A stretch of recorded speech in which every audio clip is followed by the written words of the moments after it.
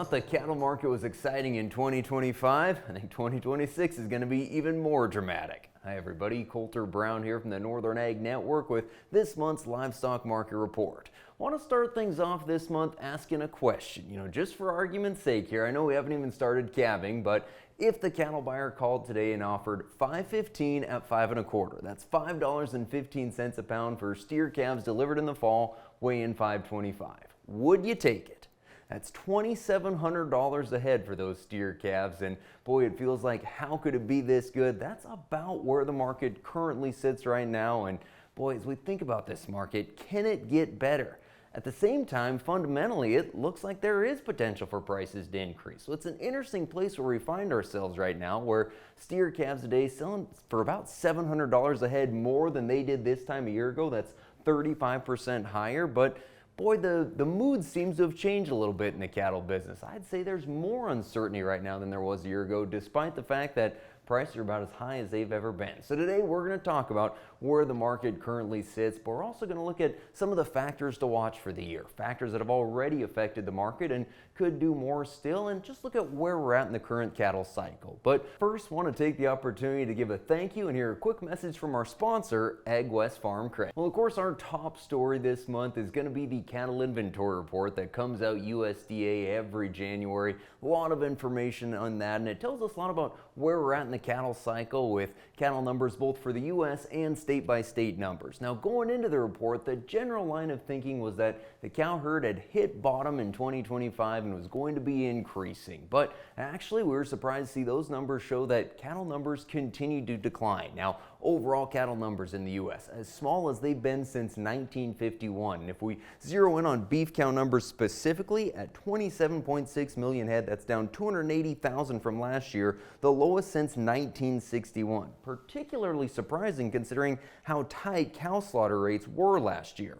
Now, beef replacement heifer numbers did finally increase, not enough to say dramatic expansion will happen like we saw in the previous cattle cycle, but enough to say that a year from now, we probably will be talking higher beef cow numbers. The 2025 calf crop was down 630,000 head, the 7th straight year of decline, so the pattern likely suggests that this is going to be the low water mark in the cattle cycle, and we'll probably see some herd growth.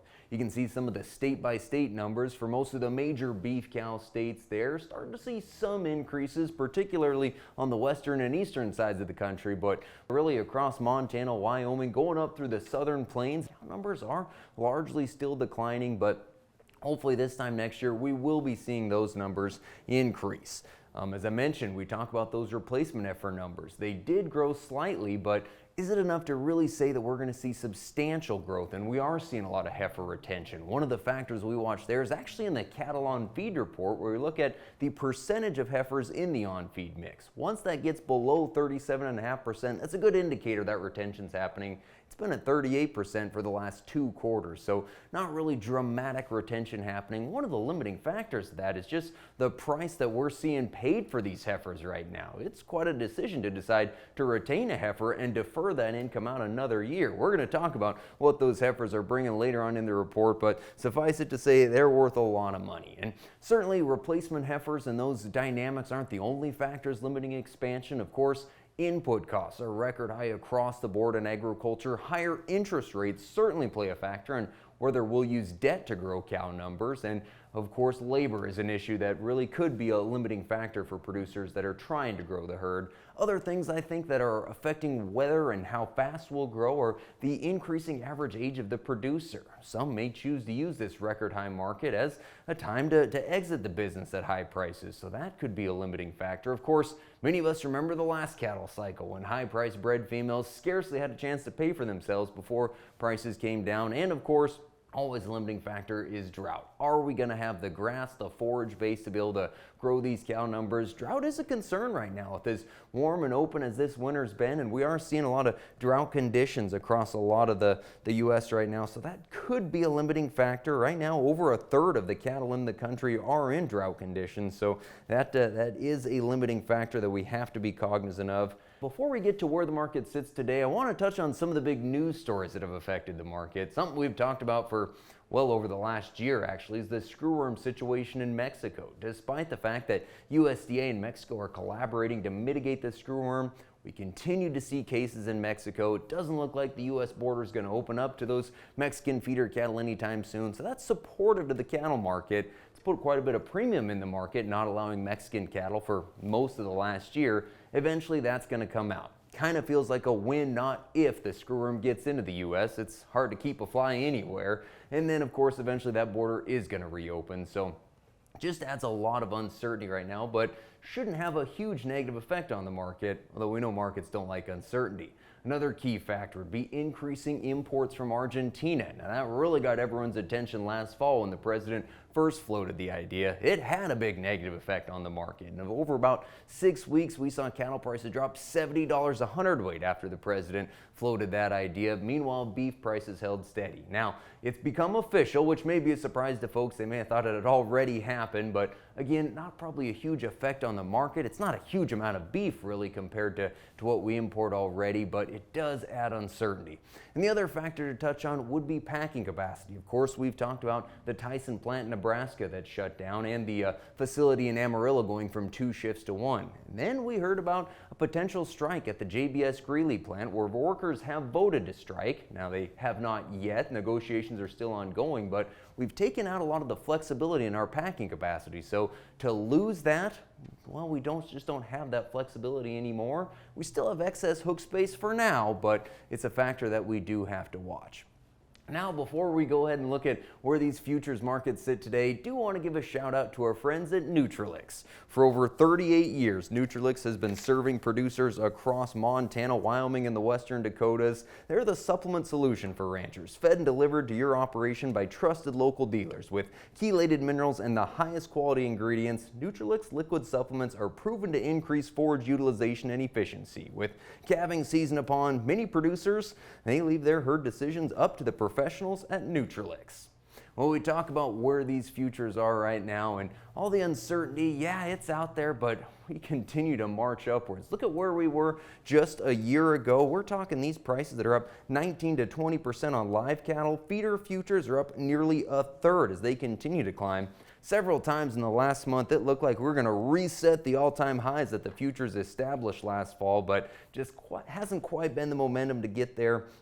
Here, since the start of the year, we've seen live cattle futures climb $8 on the near-term contract, whereas feeders are up over 20. So there's a lot of support, even though there is uncertainty and the news items continue to hit the market. You know, the cash is really where it's been impressive, though. Of course, the feed yards have the leverage in this deal, and we'll probably see tight supplies support the market at least in the first half of the year, and that beef demand has been strong as well. So on the cash side of things, we've got live sales that are up $13 to $14 since the start of the year, from $244 to $249 the last time we established that market. Dress trade 20 to 22 higher, from $380 to $382.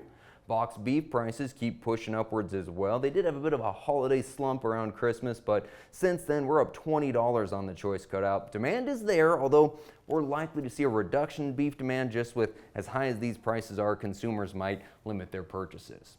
Now, in the Cattle on Feed report, we touched on it already. That continues to be supportive. Placements were down 5% from a year ago. Marketing's actually increasing. We haven't seen that for a while. Total inventory in feed yards down 3% from a year ago, so those supplies are likely to stay tight. But the real story is this feeder market. It's just been through the roof for both steers and heifers. Unbelievable the prices that we're seeing. Couple of recent sales there for you. We've seen some of those real light steer calves, less than 425 pounds, bring over $6 a pound. Light 5-weights averaging over $5 a pound. 6-weight steers over $4 a pound. And that heifer market, we're seeing replacement and feeder buyers competing against each other to push prices higher. We're talking 6- and 7-weight replacement heifers, $2,500, $2,600 a head, some up over $3,000. It's just been wild. Now, looking at the weigh-up cow market, it's largely followed this seasonal trend. If you were able to hold those cows over into the first quarter of the year, you're benefiting from the higher prices. A lot of those cows selling the $160 to $170 money right now, supported by reduced cow slaughter rates like we talked about, as well as the excellent demand for lean 90s trim. So these cows continue to march upwards, but the bred cows are really where it's at. A couple of big sales in February that we see every year, and boy, bred heifers averaging close to $4,200. Those young bred cows anywhere from $4,000 to $4,800. Mid-age cows averaging near $4,000, and your short-term cows $3,000 to $3,500. As you'd expect, the bull sales continue to march upwards. They're on the average up anywhere from 20 to 40%. A few of the big recent sales, top Herefords average 22,765, whereas 21 Angus in New England, North Dakota average 11,833. Schaff Angus Valley at 20,581 for an average. And in Lewistown, Gateway Simmental average 11,119. So a lot of demand for quality genetics here. You know, as we wrap up the report and think about where this market sits, really, it's as good a market as we've ever seen in the cattle business, although we're kind of in a transition point. A year from now, we'll probably be talking about a cow herd that's growing and beef demand that has backed off a little bit. But from a long-term perspective, it'll probably be a slower growth of the cow herd here over the next year, which is supportive to the idea of higher prices. So while we are in a little bit of transition in the cattle business, the long-term outlook certainly remains strong. Thanks so much for joining us for today's report.